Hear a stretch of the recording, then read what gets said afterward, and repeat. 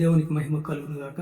ఈ యొక్క సమయంలో పరలోక రాజ్యమును గురించి మరియు ఆ పరలోక రాజ్యంలోకి వెళ్ళే ముందు దేవాదేవుడు ఇక భూలోకంలోకి ఎప్పుడు మరలా తిరిగి వస్తారు, తిరిగి వచ్చే సమయంలో స్థితులు పరిస్థితులు ఏ విధంగా ఉంటాయి.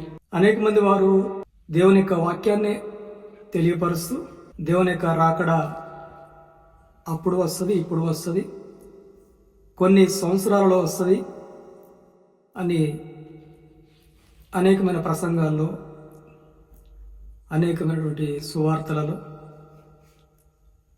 అనేకమైన సంఘాల్లో మనం అందరం కూడా వింటున్నాం. అయితే దేవుని యొక్క రాకడ, రెండవ రాకడ ఎప్పుడు వస్తుంది, దానికి గుర్తులు ఏమిటి అని శిష్యులు పలుమార్లు అడుగుతూ ఉంటారు యేసుక్రీస్తు ప్రభుల వారిని భూలోకంలో. అయితే యేసుక్రీస్తు ప్రభుల వారు చెప్పిన సమాధానము, ఆ దేవుని యొక్క రాకడ ఎప్పుడు సంభవిస్తుందో లేఖనాల ద్వారా ఈ సమయంలో మీరు దేవుని యొక్క మాట ద్వారా ఒక విశ్వాసంలోకి, ఒక ప్రత్యేకమైనటువంటి ఉద్దేశము దేవుని యొక్క రాకడ పైన మీకు అవగాహన ఉంటుందని పరిశుద్ధాత్మ దేవుడు బోధిస్తూ ఉన్నాడు. హల్లెలూయా, దేవునికి స్తోత్రం కలుగుగాక. మత్తయి సువార్త 24వ అధ్యాయం 36వ వచనం నుంచి 42 వచనాల వరకు ఈ రాత్రికాల సమయంలో మనం ధ్యానం చేసుకుందాం. ఇక 36 వచనాల నుంచి 42 వచనాల వరకు ఆ లేఖనాల్ని 3 విభాగాలుగా మనము విభజించినట్లుగా లేఖనాలు తెలియపరుస్తున్నాయి. 36వ వచనము ఒక భాగముగా చూసినట్లయితే 37 నుంచి 39 వచనాల వరకు మరి ఒక భాగముగా మనము జరిగిన సందర్భాలని జ్ఞాపకం చేసుకోవచ్చు. జరగబోయేటువంటి సంగతులను 40 నుంచి 42 వచనాల వరకు కూడా మనం చూడొచ్చు. So present, past and future గురించి ఈ 3 విషయాలు మనం జ్ఞాపకం చేసుకోవచ్చు. చదువుకుంటూ మనము ఆ లేఖనాల్ని, దేవుని మాటను, దేవుని యొక్క ప్రత్యక్షతను చూడబోతున్న వారికి, ఆయన యొక్క రాకడ గురించి ఆలోచన చేసుకునే వారికి మరి చక్కటి విశ్వాసంలోను మరియు ఆయనందు భయము భక్తి కలిగిన వారుగాను, జ్ఞానంలోను ఇంకా అభివృద్ధి చెందే వారుగా ఉండటకు ఇక లేఖనాలు ఉపయోగపడతాయని నేను ఎంతో ఆశపడతా ఉన్నా. చూద్దామండి, 36వ వచనం చూద్దాం. అయితే ఆ దినమున గూర్చియు ఆ గడియను గూర్చియు తండ్రి మాత్రమే ఎరుగును గాని ఏ మనుషుడైనను, పరలోకమందలి దూతలైనను, కుమారుడైనను ఎరగరు. హల్లెలూయా, దేవునికి స్తోత్రం. ఏ దినమున? దేవుని యొక్క రెండవ రాకడ గురించి దినమునే అంటే పగటి వేళలో, మరియు ఆ గడియను గురించి, ఆ సమయం నుంచి, ఆ నిమిషం గురించి ఎవరికి తెలియదంట? దేవదూతలకు కానీ తెలియదు, మరియు మనుషులకైనా తెలియదు, మరియు ఆ కుమారుడైనటువంటి యేసుక్రీస్తు వారికి కూడా తెలియదని చాలా స్పష్టంగా దేవుని యొక్క వాక్యం సెలవిస్తా ఉంది. ఎవరికి తెలుసంట దేవుని యొక్క రాకడ గురించి? ఆ పరలోకంలో ఉన్న తండ్రికి మాత్రమే ఆ గడియ గురించి, ఆ దినము గురించి, ఆ సమయం గురించి ఆ పరలోకపు తండ్రికి మాత్రమే తెలుసు, ఇంకెవరికి కూడా తెలియదు. ఇది సత్యము.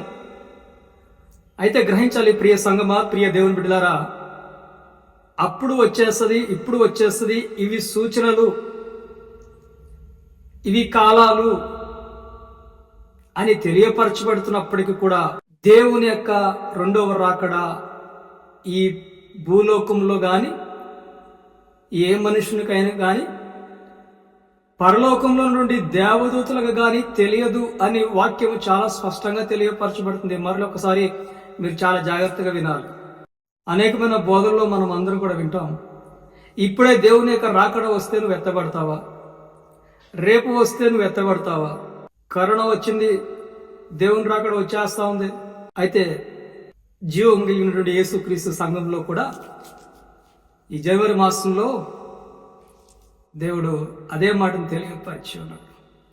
కరువు, యుద్ధములు మరియు తుఫానులు, వరదలతోటి అనేక మంది నిరాశ్రయులు అవుతారని దేవుడు వాగ్దానం ద్వారా, దేవుని యొక్క దర్శనం ద్వారా మాట్లాడి ఉన్నాడు. అయితే ఆయన రాకడ గురించి మరి ఈ సమయంలో వస్తానని, ఆ గడియలో వస్తానని చెప్పి ఎవ్వరికీ తెలియదన్న విషయాన్ని జ్ఞాపకం చేసుకోవాలి. అనేక మంది బోధకులు, ప్రవక్తలు, బిషప్స్ కావచ్చు, రెవరెండ్లు కావచ్చు, ఫాదర్లు కావచ్చు, పాస్టర్లు కావచ్చు, విశ్వాసులు కావచ్చు, పలానా సమయంలో రాకడ వస్తుందని తెలియపరిచేవారు చాలా మంది ఉన్నారు. కానీ వారిని తీర్పు తీర్చుటకు మనకు అధికారం లేదు. ఏ మానవుడికి కూడా అధికారం లేదు. రోమీయులకు రాసిన పత్రిక 14వ అధ్యాయం 4వ వచనం ప్రకారంగా నీ పరుని సేవకునికి తీర్పు తీర్చునేలా 11వ వచనంలో చూసినట్లయితే, అదే రోమీయులకు రాసిన పత్రిక 14వ అధ్యాయం 11వ వచనంలో చూసినట్లయితే, నీ తోటి విశ్వాసికి, నీ సహోదరికి తీర్పు తీర్చునేలా ప్రతి ఒక్కరు కూడా ప్రభువు యొక్క తీర్పు దినమున నిలబడవలసిన వారే ఉన్నారని లేఖనాలు తెలియపరుస్తుంది. అయితే ఈ లేఖనాలకు ఆధారం చేసుకుంటూ ఎవరికి, ఏ సేవకునికి, ఏ యొక్క వారికి కూడా, ఏ మనిషి కూడా తీర్పు తీర్చడం లేదు. కానీ ఆ వాక్యాన్ని మనం గ్రహించవలసిన వారమై ఉన్నాం. హల్లెలూయా, దేవునికి స్తోత్రం కలుగుగాక, దేవునికి ఘనత కలుగుగాక. దేవుని యొక్క రాకడ మరి ఆయనకు మాత్రమే తెలుసు. యేసుక్రీస్తు వారికి కూడా తెలియదు, దేవదూతలకైనా తెలియదు. దేవుడు ఆజ్ఞ ఇస్తేనే దేవదూతలు పనిచేస్తూ ఉంటాయి.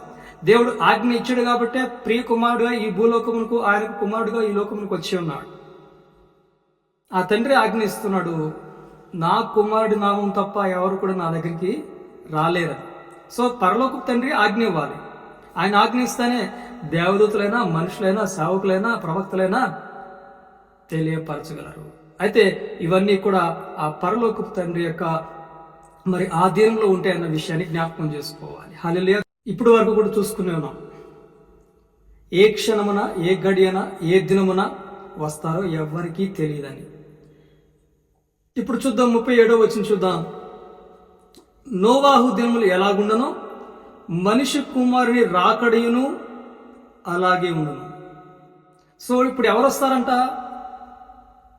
మనుష్య కుమారుని రాకడ అంటే పరలోకపు తండ్రి యేసుక్రీస్తు ప్రభుల వారిని మరలా ఈ లోకంలోకి పంపిస్తూ ఉంటాడు అన్న విషయాన్ని మనము లేఖనాల ద్వారా చాలా స్పష్టంగా అర్థం చేసుకోవచ్చు. నోవాహు దినములు ఎలాగుండునో మనుష్య కుమారుని రాకడయును అలాగే ఉండును. జలప్రళయమునకు ముందటి దినములలో నోవాహు ఓడలోనికి వెళ్ళిన దినము వరకు వారు తినుచు, త్రాగుచు, పెండ్లి చేసుకునుచు, పెండ్లికిచ్చుచు నుండి జలప్రళయము వచ్చి అందరినీ కొట్టుకొని పోవు వరకు ఎరగక పోయిరి. సో నోవాహు ప్రళయము రాక మునుపు జనులు ఏ విధంగా ప్రవర్తించారంట? పెండ్లి చేసుకొనుచు, పెండ్లికిచ్చుచు, చక్కగా తినుచు, త్రాగుచు, వారందరికి కూడా మరి ఆ నోవాహు యొక్క ప్రళయము వచ్చేంత వరకు కూడా, వచ్చి ఆ ప్రళయం అంతా అయ్యేంత వరకు కూడా మరి ఏమని తెలియపరుస్తుందండి? జలప్రళయమునకు ముందటి దినములలో నోవాహు ఓడలోనికి వెళ్ళిన దినం వరకు. సో నోవాహు ఆ ఓడలో ప్రవేశించేంత వరకు కూడా తినుచు, త్రాగుచు, పెండ్లికిచ్చుచు, పెండ్లి చేసుకొనుచు వారందరూ కూడా మరి ఉన్నారన్న విషయాన్ని మనం జ్ఞాపకం చేసుకున్నాం. జలప్రళయం వచ్చి అందరినీ కొట్టుకొని పో వరకు ఎరగకపోయిరి. సో ఆ ప్రళయంలో, ఆ జల ప్రవాహంలో కొట్టుకుని పోయేంత వరకు కూడా దేవుడిని వారు కనిపెట్టుకుని లేవు. దేవుని పైన ఆధారపడిన వారుగా వారి జీవితాలు కొనసాగిస్తున్నారు. పెళ్లి చేసుకుంటున్నారు, పెళ్లికి ఇచ్చుచున్నారు, తినుచున్నారు, త్రాగుచున్నారు. ఈ రోజుల్లో కూడా చాలా మంది తినుచున్నారు, త్రాగుచున్నారు, పెళ్లి చేసుకుంటున్నారు, పెళ్లికి ఇచ్చుచున్నారు. దేవుని మాత్రము నిర్లక్ష్యం చేస్తున్నారు. మెలకుగా ఎవరు కూడా ఉండటం లేదు. దేవుని కొరకు ఆయన ఎప్పుడు వస్తాడని ఎదురు చూసేవారుగా లేరు.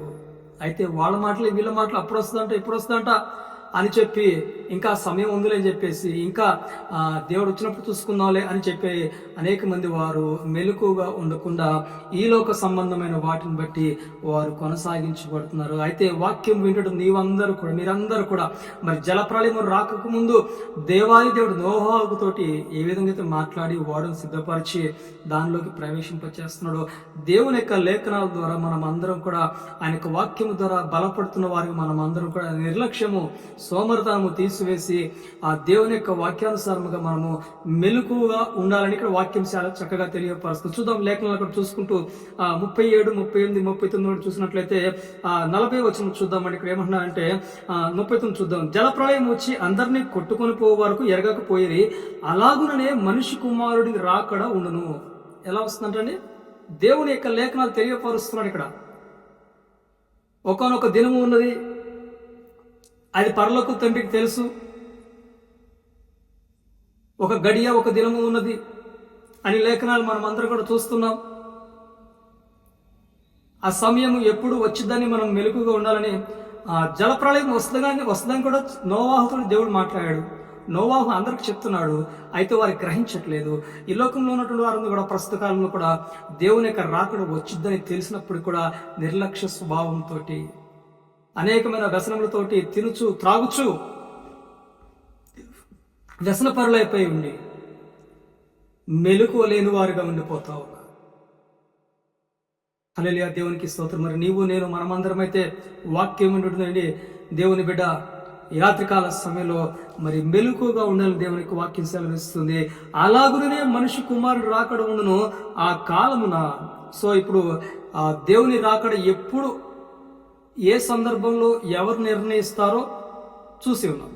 అండ్ జరిగిపోయినటువంటి విషయాలను కూడా మనం జ్ఞాపకం చేసుకున్నాం. ఆ దేవుని యొక్క రాకడ ఎలా ఉంటుందంట, ఆ జల ప్రళయము వచ్చి వెళ్ళిపోయినట్లుగా దేవుని యొక్క రాకడ ఉంటుంది. ఎప్పుడు వస్తుందో తెలియదు, ఏ సమయంలో వస్తుందో తెలియదు, ఏ గడియలో వస్తుందో తెలియదు.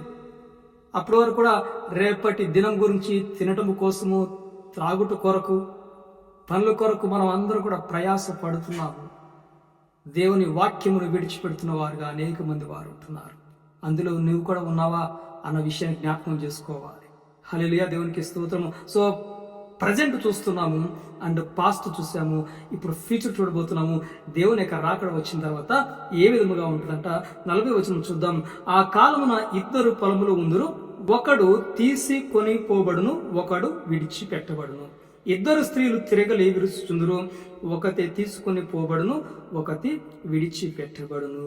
కావున ఏ దినమున మీ ప్రభు వచ్చునో మీకు తెలియదు గనక మెలకుగా ఉండుడి. కాబట్టి 2 ఉన్న చోట ఒకరు ఎత్తబడతారు. ఇది సత్యము, ఇది దేవుని మాట అయినది. ఆ 2లో నీ ప్రియ స్నేహితుడు ఎత్తబడతాడా, అయితే నీవు ఎత్తబడతావు? నీ యొక్క భార్య ఎత్తబడతా, అయితే నీ యొక్క భర్త ఎత్తబడతా ఉంటాడు, నీ తమ్ముడు ఎత్తబడతా ఉంటాడు, అన్న ఎత్తబడతా ఉంటాడు. కాబట్టి ప్రియ సంగమా, ఏ సమయమున ఎప్పుడు దేవుని యొక్క రాకడ ఈ లోకంలోకి వస్తుందో ఎవరికి తెలియదు. కాబట్టి ఎలా ఉండమని చెప్తున్నానండి, మీకు తెలియదు గనక మెలకుగా ఉండుడి. అందుకని ఎడతెగక ప్రార్థన చేయడి, మెలకుగా ఉండి ప్రార్థన చేయాలి, పట్టుదల కలిగి ప్రార్థన చేయడం చెప్పి అనేకమైన లేఖనాలు మనం అందరం కూడా చూస్తున్నాం. కాబట్టి ప్రవక్త, బోధకులు, పాస్టర్లు దేవుని గురించి, రాకడ గురించి వారు అలా చెప్తున్నారు, ఎలా చెప్తున్నారనే ప్రశ్నించేవారిగా కాక, ఒక పరుని సేవకుని తీర్పు తీర్చేవారిగా కాక, ఒక విశ్వాసికి, ఒక సహోదరుని తీర్పు తీర్చేవారిగా కాక, మనము మెలకుగా ఉండి ప్రార్థన చేస్తున్నాము, పట్టుదల కలిగి ప్రార్థన చేస్తున్నాము. లేకపోతే తినచు, త్రాగుచు, పెండ్లి చేసుకొచ్చు, పెండ్లికిచ్చుచు ఈ లోకమైనటువంటి పద్ధతిలో మనము జీవించబడుతున్నాము. ఎంత సమయం మెలకుగా ఉండి ఆ దేవుని యొక్క రాకడ కొరకు సిద్ధపాటు కలిగి వాక్యానుసారముగా ఎవరిని తప్పులు ఎంచక, ఎవరిని తప్పు పట్టక, నీవెంతవరకు యథార్థముగా ఉంటూ తప్పిపోతున్న వారి కొరకు మనం ప్రార్థన చేస్తున్నాము. నీ ప్రార్థన ద్వారా తప్పిపోయిన వారు ఎంతమంది దేవుని యొక్క దగ్గరికి మరలా తిరిగి వస్తున్నారు. ఆయన యొక్క పరలోక రాజ్యంలోకి నడిపించుటకు నువ్వు ఎంత పాత్రను పోషిస్తున్నావు అనే విషయాల్ని మీ అందరికీ తెలియపరుస్తూ, మొట్టమొదటిగా మిమ్మల్ని మీరు మెలకుగా ఉంటూ ప్రార్థన చేస్తూ ఇతరుల కొరకు ఆ పరలోక రాజ్యంలోకి మేలుకొనే విధముగా ప్రార్థన చేసేవారుగా ఉండాలి. కానీ ఎవరి విషయంలో కూడా తీర్పు తీర్చేవారుగా మనం ఉండకుండా మనమందరం కూడా దేవుని వాక్యానుసారంగా జీవించడానికి ప్రయత్నం చేయాలని తెలియపరుస్తూ, చెప్పబడిన కొద్ది మాటలలో ఆ దేవుని యొక్క రాకడ ఏ సమయమున, ఏ దినమున, ఎప్పుడు వస్తుందో మనకు తెలియదు. కాబట్టి ఎవరేం చెప్తున్నా గుడ్డిగా నమ్మకుండా నువ్వు మెలకుగా ఉండటమే నీ యొక్క దేవుని యొక్క మాటకు లోబడిన వారుగా మీరందరూ కూడా ఉండాలని తెలియపరుస్తూ చెప్పడం కొద్ది మాటలు ఆయన యొక్క రాకడ కొరకు మెలకుగా ఉండి ప్రార్థన చేసే విధముగా దేవుడు దీవించి మిమ్మల్ని అందరినీ ఆశీర్వించి ఆయన యొక్క పరలోక రాజ్యంలో నిలుపునుగాక.